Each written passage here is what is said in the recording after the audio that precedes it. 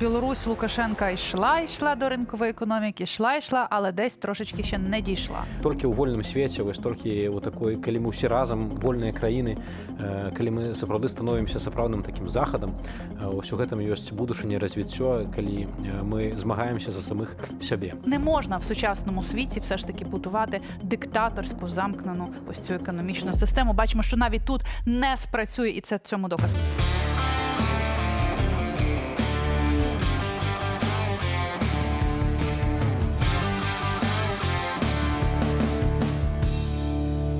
Вітаємо вас! В ефірі «Безвіз». Це програма, в якій ми без цензури та без кордонів обговорюємо важливі для наших країн теми. Вітав Сівчик. І Тетяна Іванська, господарство. Цяпер мы на Белсат Лайв, так што там, калі ласка, нас глядзіце ў Ютубе, ставьте ўпадабанне і пішыце каментары па магчымасці.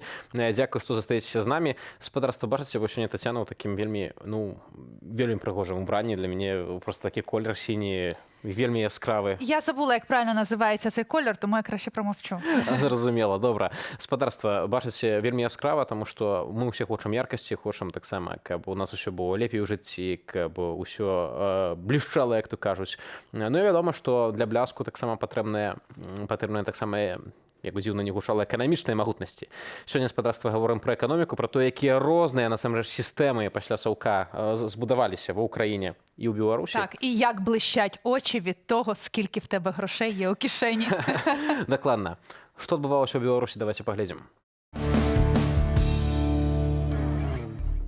Пасля абвяшчэння незалежнасці Беларусь пакрысе пачала пераход да рынкавай эканомікі. Старая, неэфектыўная планавая сістэма ляснула, і людзі збяднелі. Аднак нацыянальна-дэмакратычныя сілы не змаглі ўзяць выканаўчую ўладу, а прэм'ер Вячаслаў Кебіч замест рашучых эканамічных рэформаў спрабаваў дамовіцца з Масквой аб танных нафце і газе. Сітуацыя стала яшчэ горшай пры Лукашэнку, які з ягоных жа словаў гатовы быў паўзці ў Маскву на калені.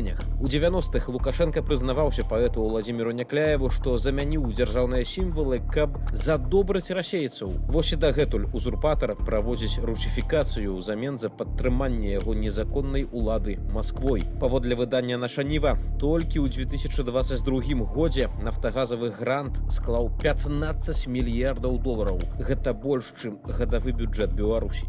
Никакой разовой девальвации одномоментной никогда не будет. Шматразовыя і рэзкія дэвальвацыі беларускага рубля, ручное кіраванне цэнамі – гэта ўсё праявы лукашэнкаўскай эканомікі. А пагарда да прыватнай уласнасці і прадпрымальніцтва былі ад самага пачатку існавання рэжыму. Надо их стряхнуть, как вшивый блок. Это его выражение, Да.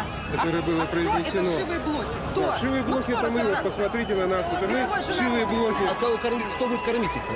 Кто? Завод, который настоят? За дзесяцігоддзі ўзурпацыі ўлады былы старшыня Саўгасу паставіўся да цэлай краіны як да сваёй уласнасці. У Беларусі фармальна не правялі вялікай прыватызацыі, прапаганда любіць хваліцца, маўляў, не распрадалі заводы, але па факце на прадукцыі дзяржаўных прадпрыемстваў нажываюцца альбо чальцы сям'і Лукашэнкаў, альбо яго прыбліжаныя. Яскравы прыклад – БелАЗ, дзяржаўны гігант, але яго прадукцыю збываюць у Расею прыватныя кампаніі, звязаныя з жонкай Дмітрыя Лукашэнкі. Паводле беларускага расследавальніцкага цэнтру пасля 2017 года кіраўніцтва выплаціла сабе адных дывідэнтаў ад продажу дзяржпрадукцыі на 100 мільёнаў долараў. Адначасова гэтак званыя бізнесоўцы лёталі на дзяржаўных джетах з дыпламатычнымі пашпартамі на адпачынкі у Італію, Славенію, Нямецчыну, Турцыю і аб'яднаныя Арабскія Эміраты. Нядаўна беларускі расследавальніцкі цэнтр выпусціў чарговы ашаламляльны матэрыял. Аказваецца, лекі ў Беларусі оптам каштуюць значна даражэй, чым у суседзяў у раздроб. Нацэнка нават у 1,5 разу. І прычына ніякія не заходнія санкцыі, а манапалісты. Гэтым разам звязаныя з гаманцамі Лукашэнкі, Віктарам Пятровічам і Паўлам Тапузідзісам. Нібыта бізнесмены. Апошні з іх таксама лётаў на адпачынкі разам з сынамі Лукашэнкі. А плоцяць за гэта беларусы, якія купляюць даражэйшыя лекі. Ну і вядома, кіч. Куды без яго. Расследавальнікі налічылі прынамсі 18 рэзідэнцыяў узурпатара, шыкоўны аўтапарк, які ён не саромеецца дэманстраваць, выдумляючы казкі. У меня есть электрическая машина, знаешь ты, наверное, Тесла, я иногда ее тестирую.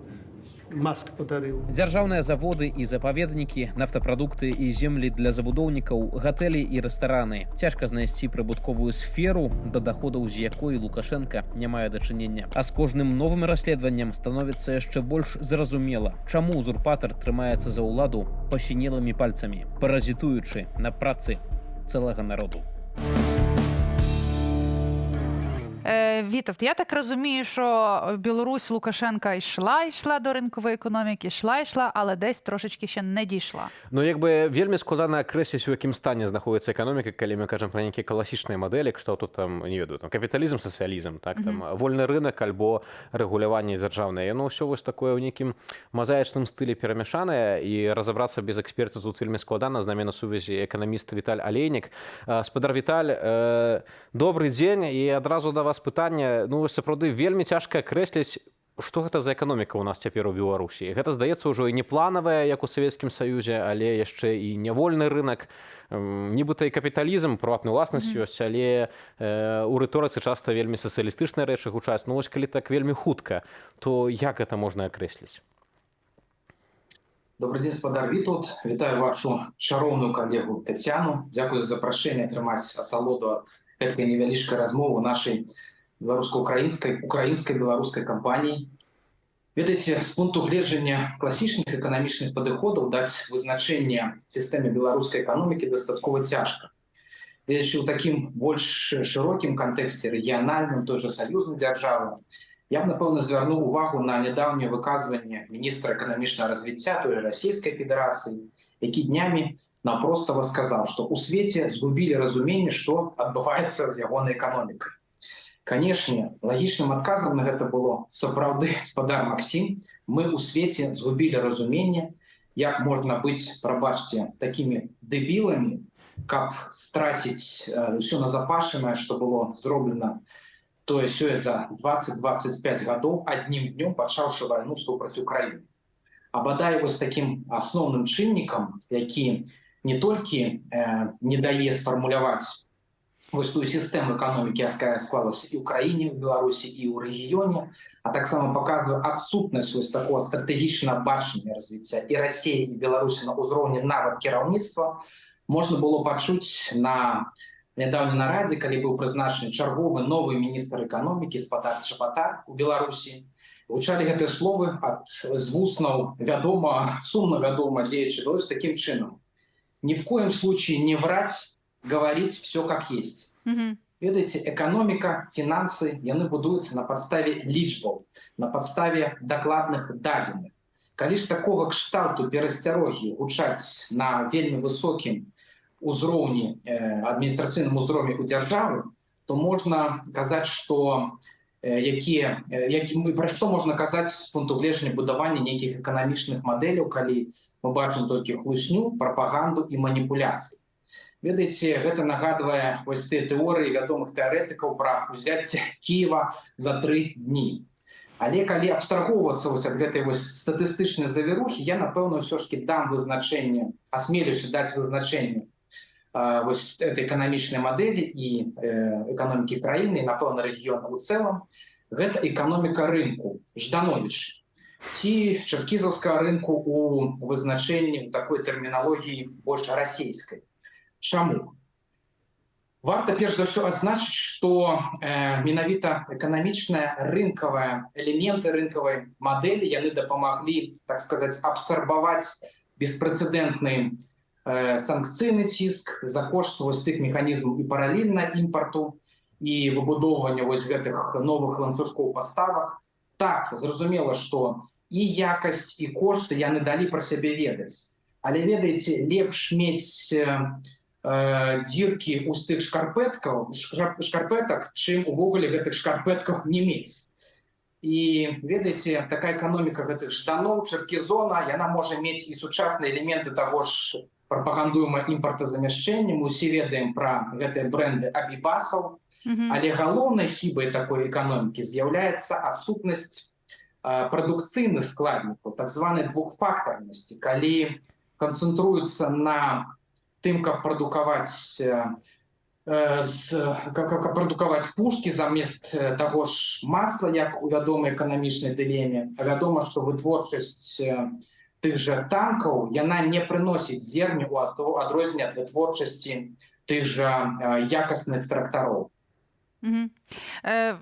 Пане Віталій, я хотіла тоді от запитати, коли ми говоримо про стан економіки Білорусі, так, знову ж таки, довкола Білорусі дуже багато міфів.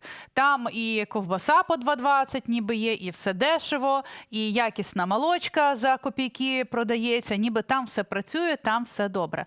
Але якщо ми беремо от справді, як воно є, то от наскільки зараз економічний стан Білорусі залежить від Росії? І від кого він може в майбутньому залежати? Від Росії чи все ж таки він більше до Китаю ближчий зараз стає?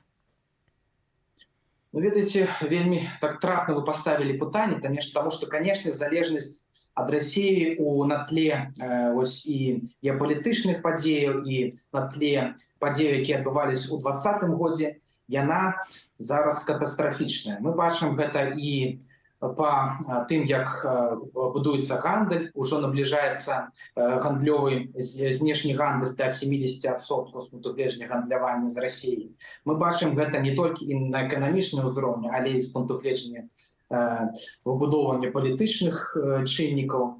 Ось, і ведаеце, калі мы глядзім у такой вось перспектыве, калі мы глядзім на тренды, зразумела, што трэба глядзець не толькі на бягучую сітуацыю, бо зараз прапагандысты любяць казаць: вось, паглядзіце, як у Беларусі, напрыклад, ты ж намінальныя заробкі могуць расці.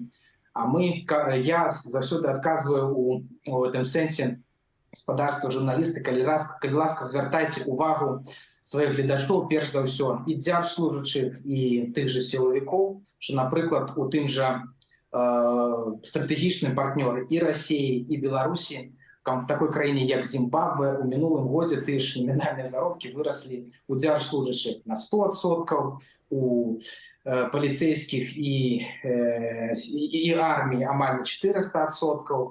І ўзнікае пытанне, а што ў Беларусі і Расіі слабо?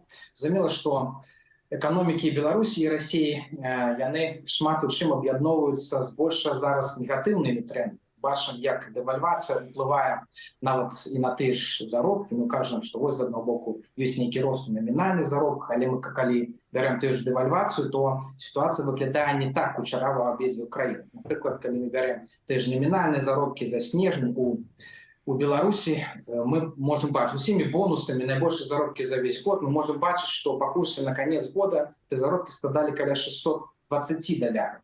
Калі мы параўноўваем з годам раней, 2022, по курсе на конец того года, это амаль не змянілася. Медыянныя заробкі, больш аб'ектыўна, якія характарызуюць сітуацыю эканоміцы, таксама паказваюць, што сітуацыя вельмі неабнадзейваючая, $400 ў краіне. Зразумела, што і макраэканамічная сітуацыя ў краіне таксама дае падставу на тое, каб глядзець, што вось Расія недзе выратуе, таму што я прывяду толькі, напрыклад, две лічбы. У 2014 годзе валовы ўнутраны прадукт Беларусі па дадзеных Сусветнага банка у бягучых цэнах складаў амаль $78 мільярдаў. 2014 год, вы ўсе ведаеце, пачатак фактычнай вайны Расіі супраць Украіны. У 2023 годзе папярэдні тых же бягучых цэнах у далярах вал ўнутраны прадукт ужо ў Беларусі можа скласці каля $68–70 мільярдаў. Гэта падзенне больш чым на 10% у бягучых цэнах у дакладніўся. Цалкам ВУП становіцца параўнальным з такой краінай, як, напрыклад, Літва, у якой насельніцтва амаль у 3 разы менш. Нават і больш. Вось некаторыя падлікі гавораць, што ледзьве не ў 3,5 разы цяпер менш, хаця цяжка сказаць, колькі ўнутры Беларусі таксама засталося грамадзянаў, бо статыстыку скрываюць. Вы кажаце, калі пра заробкі, то яшчэ адзін момант, гэта тое, што па заробках летась, калі мы кажам пра чыстыя заробкі на рукі, абагнала Малдова Беларусь. І гэта, таксама дастаткова такі моцны паказнік. Разам з тым, увогуле, спадар Віталь, чаму так сталася, што вось апошнія, бадай, 15 гадоў эканоміка так направду ў Беларусі стагнуе, так? То бок вось гэтыя так званыя па 500 сярэднія, яны вось каля гэтых 500, там трошкі больш, трошкі менш, і круцяцца. Чаму вось 15 гадоў ужо практычна няма ніякага эканамічнага развіцця?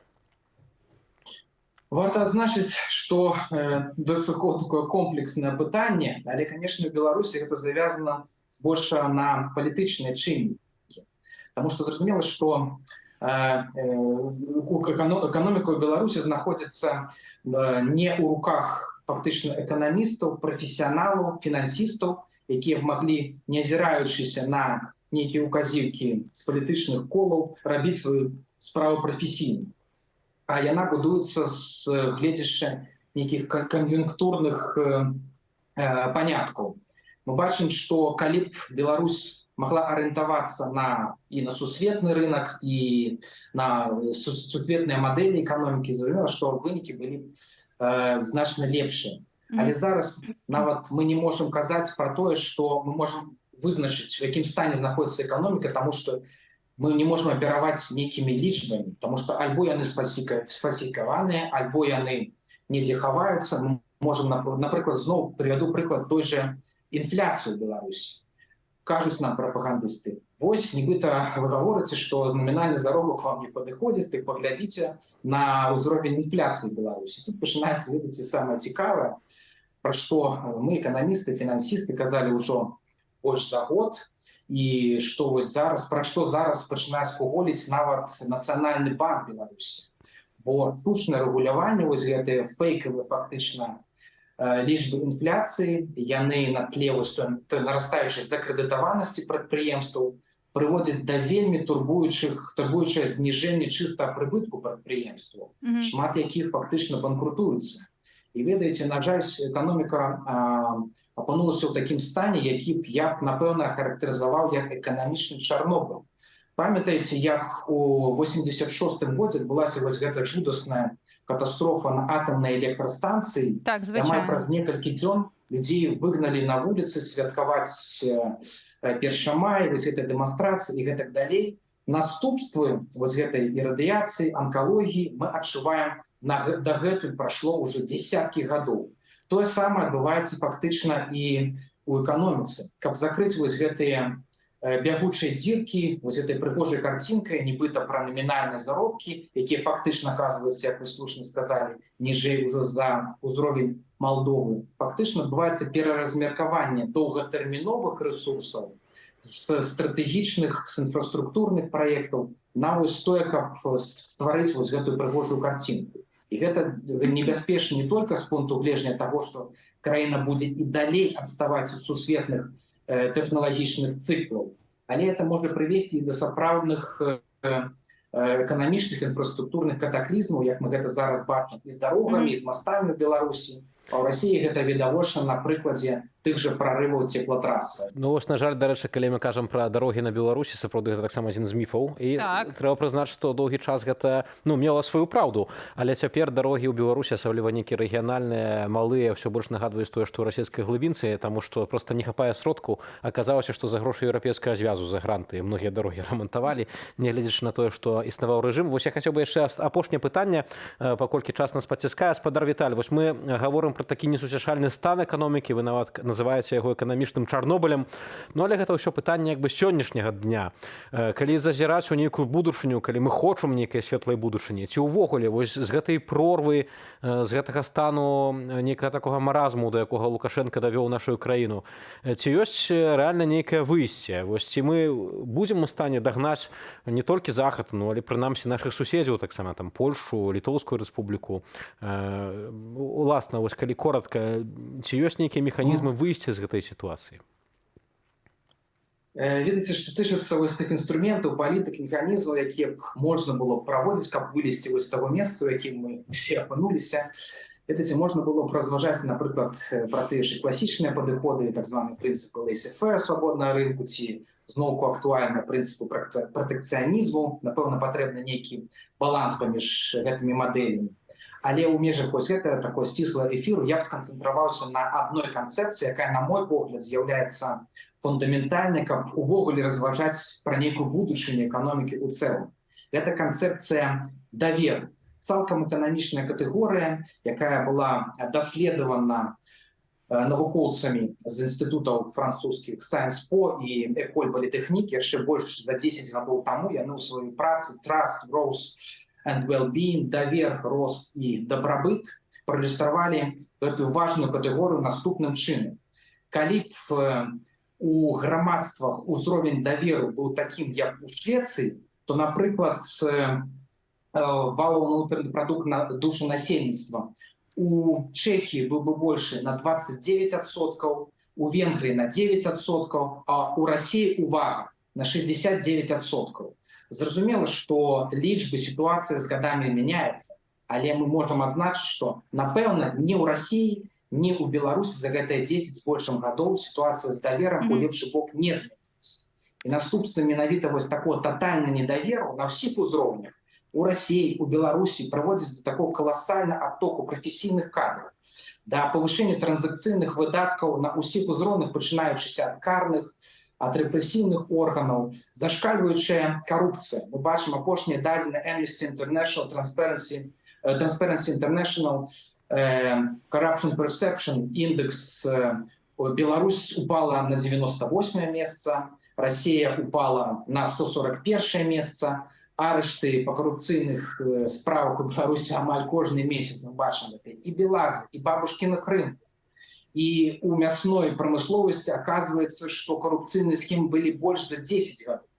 Нават по дадзеных того ж Белорусского державного университета теневая экономика складае больше за 30%. Мы бачим, что днями белорусское министерство финансов оказывается не здольными разместить облигацию в российских рублях, бо няма контрагентов. У американских долярах размещают только полову з тих копеечних 20 мільйонів. Бачу, як, наприклад, на ринок, коли компанія відома Яндекс приходить у юрисдикцію, переводиться у юрисдикцію Російської Федерації, це само по собі усприймається як негативний сентимент.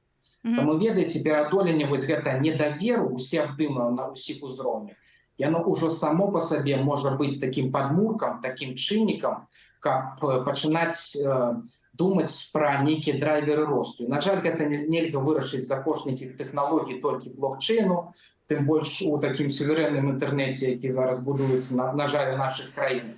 Патрэбна пераасмысленне стосунків у громадстві на більш глибоким таким політичним, соціально-економічним. Треба просто подивитися правді у вічі. Ну, так само, напевно, потрібна геополітична переорієнтація просто, так? Коли ми будемо часткою вольного світу, тоді будуть і ліпші умови. Господар Віталій, велике вам дякую за те, що долучилися до нашого безвізу. З нами на связі був білоруський економіст Віталій Олейник. Ну, я вам так скажу, і ти, і пан Віталій, ви от, знаєш, розганяєте зраду, як би сказав. Озарьонок же ж якось живе, він нам розповідає, що нам Лукашенко розповідає? В Білорусі корупції немає. Інфляції, як ми почули, теж немає. Ну, вона десь є, але її немає. Гроші є, все є, все працює, але бачимо, що це абсолютно брехня на практиці. Тому що не можна в сучасному світі все ж таки будувати диктаторську, замкнену ось цю економічну систему. Бачимо, що навіть тут не спрацює, і це цьому доказ. Щодо України, то я теж пропоную подивитися, як у нас відбувався цей перехід від ринкової, верніше, навпаки, від планової до ринкової економіки, що у нас зараз. Я, знову ж таки, те, що змогла, я в сюжет зібрала, але там у нас насправді дуже багато нюансів, дуже багато до, після і під час, але про це все будемо говорити з гостем. Зараз давайте подивимося, що зі станом економіки в Україні. До розпаду тюрми народів Україна, як і інші держави соцтабору, мала планову економіку. Втім, із відновленням незалежності країна почала кардинально змінювати напрям свого розвитку до ринкової. Перехід відбувався суперечливо і з гострими соціально-економічними потрясіннями. Нестача продуктів, шалена інфляція, зупинка деяких заводів та підприємств. Майже все перше десятиліття незалежності реальний ВВП скорочувався. Перші важливі зміни прийшли у 2000-х. Тоді розпочалися масштабні економічні реформи, завдяки яким відбулося роздержавлення багатьох підприємств, створено ринкову інфраструктуру. Економіка України почала зростати аж до 7% річних. Тоді ж створюється і організаційно-технічна інфраструктура, товарні біржі, оптові ринки, аукціони, торгівельно-промислові палати та потужна фінансово-кредитна інфраструктура, банки, фондові та валютні біржі, страхові компанії, пенсійні фонди тощо. Сільське господарство, яке катастрофічно впало в перші роки незалежності, всередині 2000-х стрімко розвивається. Воно не лише забезпечує населення України продуктами, а й становить становить значну частку в зовнішній торгівлі. Українські виробники постачають свою продукцію до 190 країн світу, а частка сільського господарства в структурі ВВП більше 14%. Також Україна є однією із країн-лідерів за запасами залізних руд, адже за їхніми покладами ми на 5-му місці у світі та на 1-му у Європі.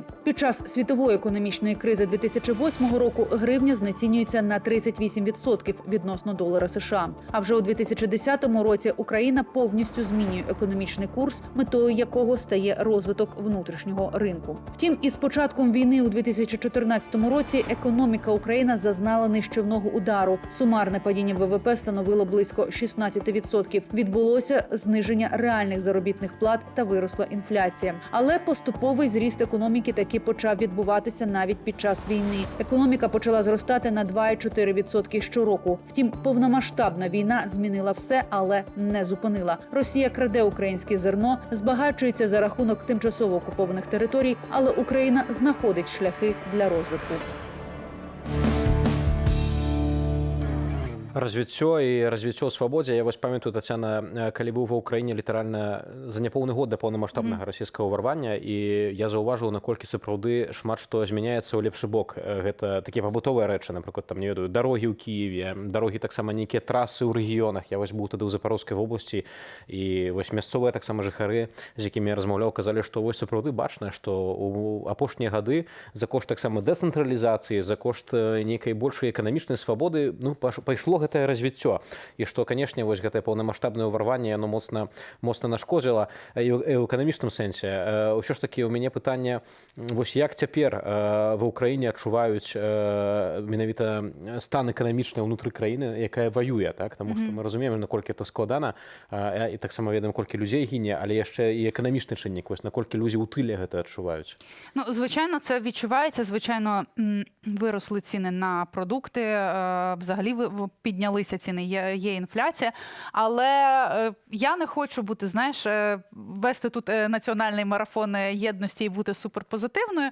Звичайно, є проблема, але тим не менше, я як людина, яка мислить позитивно і вірить в свою країну, я бачу, як, по-перше, у нас продовжують з'являтися виробники власні і одягу, і харчової продукції. У нас заходять в Україну, навіть зараз заходять інвестори. Ми знаходимо інвесторів, і вони ясно, що є певні ризики, але вони все рівно заходять в Україну. І ми все рівно не зупиняємося, і ми розвиваємося. Так важко, але якось, знаєш, це, напевно, от чудо наших людей, ось це диво, коли ми вміємо в таких важких ситуаціях зробити ще краще. Але, знову ж таки, коли ми говоримо про економіку, я вмикаю експерта, тому що, знаєш, я спеціально, якщо ти помітив в сюжеті, в мене немає різних цифр, різних графіків і коливань, тому що краще за Сергія про це ніхто не розкаже. Сергій Фурса, інвестиційний банкір та наш експерт на сьогодні. Сергію, вітаю, слава Україні! Героям слава, вітаю. Говоримо про розвиток економіки наших країн. От, власне, ми щойно вмикали білоруського експерта, який чомусь розповів, що, виявляється, в Білорусі є інфляція. Тільки ніхто не знає, яка, тому що Лукашенко про неї не говорить. Виявляється, там є так само корупція, хоча, знову ж таки, ми живемо міфами, що там все добре, там все райдужно, там ковбаса по 2,20 і морозиво за ГОСТом. І ось порівнюємо з Україною. Наскільки Україні легко вдався ось цей перехід від планової економіки до ринкової, і де ми досі гальмуємо? Ну, цей перехід нікому не дався легко. По-перше, тому що він відбувався після 3-4 років величезної економічної кризи Радянського Союзу. Радянський Союз був в дефолті, країна-банкрут, яка фактично не могла сама себе нічим забезпечувати. І коли кожна окрема республіка стала країною, нічого ж не змінилося. Це була економічна ситуація в рамках банкрутства тотального. Плюс наклалося, що, на жаль, не пішли шляхом Польщі, не пішли шляхом радикальних ринкових реформ, а робили небозна що. Шукали український шлях і так далі. Тому цей стрибок не вийшов, і ми не стали Польщею. Проте рух в правильному напрямку все рівно був. І не можна порівнювати там зараз ситуацію в українській економіці з тим, що було в кінці 80-х в радянській економіці. Проте, знову ж таки, помилок дуже багато було. І перша, і основна, те, що не вибрали шукали свій шлях замість того, щоб іти по протореному шляху. Спадар Сергей, вось вы згадалі прыклад Польшчы. У Беларусі часта кажуць пра тое, што ў Польшчы была шокавая тэрапія, пераход вось ад гэтай саўковай эканомікі да вольнага рынку, а ў Беларусі ў 90-е гады быў шок без тэрапіі. Так, то бок быў упадак таксама эканамічны, але вось прыйшоў Лукашенко, і ў выніку сітуацыя шмат у чым замарозілася. Калі мы кажам таксама пра Украіну, вось гэты пераход ад саўковай эканомікі да ўсё ж такі эканомікі заходняга тыпу, вось вы кажаце пра пэўныя памылкі. На вашу думку, якія гэта былі памылкі, вось, і можа з вышыні часу можна сказаць, чаго можна было унікнуць, так? Вось, чаго не хапала, можа быць, для таго, каб гэты пераход быў больш мяккім? Ну, перш за все, не вистачало радикальних реформ тої самої терапії при шоці. Була дуже неякісно проведена приватизація. Замість чесних і відкритих конкурсів відбулося те, що відбулося що в Україні, що в Росії, коли просто розподіл серед своїх. От чесних, відкритих, прозорих конкурсів не було. І це насправді стало ключовим елементом, бо це створило клас олігархів. А клас олігархів вже стримував дуже багато інших реформ. Ще один момент, через який пройшли всі країни Східної Європи, і це стало запорукою успіху, це перехід на ринкове ціноутворення. Тобто Радянський Союз і потім що Україна, що Білорусь, що Росія зловживали неринковими цінами на комірне, на електрику, на дуже багато товарів, через які йшли від держави. В результаті це була супернеефективна система створена, бо треба було один раз перейти на ринкові ціни, да, дуже боляче, але ви переходите і далі вже живете, далі економіка вже підтягується. На жаль, в Україні цього не було зроблено через популізм, через корупцію. І, власне, досі в нас немає дуже часто ринкових цін на багато послуг, які пов'язані з державою. Це, насправді, дві основні помилки. Відсутність нормальної приватизації, яка б завела багато іноземного капіталу в країну, і відсутність ринкових цін. Ну, власне, я пам'ятаю ось і цей популізм, коли намагали роздробити великих монополістів, і скільки було саме протиріч між політиками, да? Тому що так чи інакше хтось з них був пов'язаний з цими монополістами, кожен хотів на цьому заробити. А якщо ми говоримо, ти, Сергій, згадав про невдалу, дуже, ну, неправильно, скажімо, приватизацію, не так вона була зроблена, не прозора. Знаємо, що у нас після цього з'явилися олігархи, і ось тут, знаєш, кажуть, що палка з двох кінців. Нібито олігархат – це, звичайно, дуже погано, це таке наслідок правління Кучми, який веде країну і в корупцію, і в різні темні схеми, і вимивають гроші, і не сплачуються нормально податки. Але, знову ж таки, коли ми говоримо про олігархат, то так чи інакше, якось олігархи десь вкладалися в Україну, там само будували заводи, розбудовували телебачення. От є тут все ж таки якісь плюси? І як у нас зараз з олігархами під час повномасштабної війни? Ні, плюсів ніяких немає, бо дивно чути про розбудову телебачення, бо телебачення дійсно вони фінансували, причому набагато дорожче, ніж це телебачення мало бути в такій бідній країні, як Україна, але лише для того, щоб мати політичний вплив. Ну, я не бачу тут плюсів. Стосовно того, будували вони чи не будували заводи, ну, більшість олігархів нічого не будують, вони просто використовують. А далі, да, деякі гроші реінвестуються, і інвестуються, наприклад, в футболістів. Ну, чи може це бути богоугодним ділом, умовно кажучи, навряд чи. Тому ні, олігархи – це суто негативне явище. І проблеми з приватизацією – це було суто негативне явище.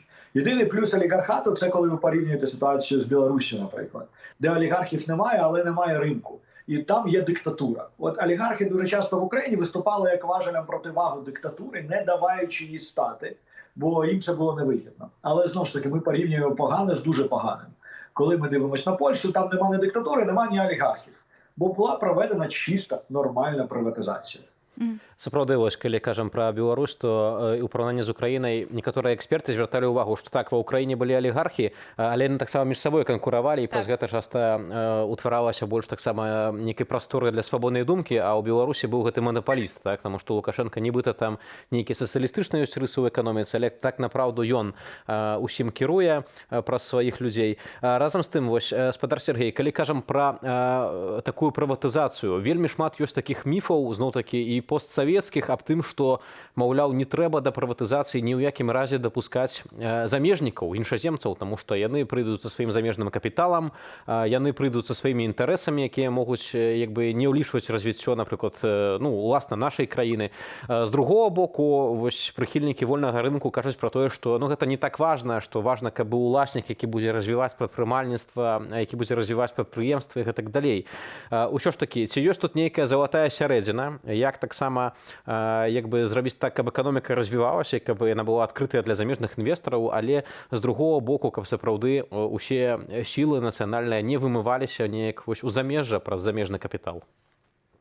Дивіться, ви зараз демонструєте типову помилку західної преси, яка між українською інформацією і російською пропагандою намагається шукати правду посередині. Не буде правди посередині між правдою і неправдою. Так от, цей негативний вплив західного капіталу чи східного, якісь там інтереси, якогось Сороса, масонів відстоюють, це все брехня. Нема ніякої шкоди від західного капіталу. Приклад Польщі дуже показовий. Туди зайшло дуже багато капіталу. Перепрошую, тривога в Києві. Так. Західного. І що, якісь національні інтереси Польщі страждали? Чи страждають у Словаччині національні інтереси, коли туди заходять великі автовиробники і інвестують в виробництво машин в Словаччині? Чи це просто дає робочі місця, створює нові бізнеси, приносить в країну капітал, технології і так далі? Сергію, власне, в мене сигнал тривоги спрацював. Зараз по всій Україні почалася масштабна така повітряна тривога. Знову злітають ці кляті міги. Дуже дружньо хором скажемо, впадіть в кінці кінців. Усі. Як війна вплинула на економіку України, от коли ми говоримо про те, що ми зараз маємо? Тому що, справді, я тут Вітовту, так як я українка, я пишаюся тим, що у нас зараз виробляється, що виробляють наші бізнесмени. Що так чи інакше, до речі, у нас ФОПи, тобто малі бізнеси, вони платять податки, хоча там вони були звільнені на певний час від деяких податків, тому що війна повномасштабна, але вони все рівно справно платять. І мене це дуже тішить, що у нас люди розуміють, що треба сплачувати податки. Вони зрозуміли, як важливо, щоб зараз Україна розвивалася. От, власне, що у нас зараз з економікою? Чи настільки все погано? І чи можемо ми чекати того, що вона все ж таки почне ставати десь на ноги і ставати більш міцнішою? Зараз, навіть в тих умовах, які є зараз. Знову ж таки, в 23-му році у нас економіка зростала десь на 5%. В 24-му також очікується зростання. Звісно, ми зараз всі бідніші, ніж були до 22-го року. Бо, власне, падіння економіки було приблизно 26% від вторгнення. Перш за все, це фізично зруйнувало деякі підприємства, деякі міста. І це просто відтяло частину економіки. Фізичне руйнування. Якщо подивитися на регіони, які прямо не зачеплені війною, то тут проблеми з експортом. Зараз це частково вдалося відновити. Завдяки, знову ж таки, тому, що вигнали російський Чорноморський флот подалі від нашої частини Чорного моря. І Велика Одеса вже працює як до війни. З Миколаєвом поки що проблема, але це майже повністю заміщається дунайськими портами, де розвинулася інфраструктура. Тому проблеми з експортом, які були досі, залишаються. Звісно, відсутність інвестицій, бо поки триває війна, ніхто інвестувати в країну не буде, бо занадто великі ризики. А інвестиції – це завжди стимулюючий фактор для зростання. І ключове – це люди. Насправді у сучасній економіці люди – це головне. Україна втратила приблизно через міграцію, через те, що виїхало з країни, приблизно 5 мільйонів людей. Це з одного боку люди, які щось створюють, з іншого люди, які щось споживають. Тому з одного боку зараз для українського бізнесу величезна проблема – це брак кадрів, брак робочих рук, голів. А з іншого боку, споживачів в країні на внутрішньому ринку стало на 5 мільйонів менше. І це також відчувається українським бізнесом. Але ще одне тоді питання, знову ж таки, пов'язане з війною і з інвестиціями. Я, наприклад, тут розповідала Вітовту, і я познайомилася не так давно з людьми з Сполучених Штатів, які кажуть якраз, що вони залучають інвесторів до України, а ти кажеш про те, що не так багато зараз чи то бажаючих, чи то взагалі немає. Наскільки зараз, навіть зараз, Україна є інвестиційно приваблива? Україна зараз не інвестиційно приваблива взагалі. Ніхто не інвестує зараз, особливо зовні в Україну. Деякі українські бізнеси, які тут розташовані, інвестують. Там десь є інвестиції в військово-промисловий комплекс, переважно від українського бізнесу. Але взагалі Україна не інвестиційно приваблива зараз, бо війна. Це основний фактор. І поки є військові ризики, вони занадто великі, щоб хтось інвестував. В принципі, інвестиційний клімат України після війни буде набагато кращим, ніж до війни. Перш за все, завдяки європейській інтеграції. Але для цього треба, щоб настала дата X, коли війна закінчилась. До цього моменту забагато ризиків і тому жодних інвестицій не буде. Ось, калі вы згадваеце еўрапейскую інтэграцыю, ведаем, што Украіна цяпер афіцыйна кандыдат у еўрапейскі звяз, і таксама заходні свет дапамагае Украіне фінансава значна ў барацьбе супраць Расіі. Разам з тым, ось, калі мы кажам пра гэтыя дзесяткі мільярдаў еўра, ці ўвогуле гэтыя грошы даходзяць менавіта у непасрэдна украінскую эканоміку, ці ўсё ж такі усе гэтыя грошы трацяцца менавіта на непасрэдна вайсковую барацьбу, так? Таму што ведаем, што вайна гэта вельмі дарагая справа. Умоўна кажучы, ці цяпер заходняя дапамога адыгрывае вось нейкую ключавую ролю у падтрыманні економіки такого штодзённага життя українців? Вона грає суперключову роль. Це основа нашої макрофінансової стабільності. Насправді зараз в Україні унікальна ситуація. Ми маємо 2 роки війни такого масштабу, а жодного разу навіть податки не підвищувалися. Так не буває, так ніколи не було в історії людства. Ми маємо 2 роки війни, а ситуація стабільна, виплачуються всі соціальні виплати, і ми маємо вже 2-й рік будемо мати економічне зростання при мінімальній інфляції.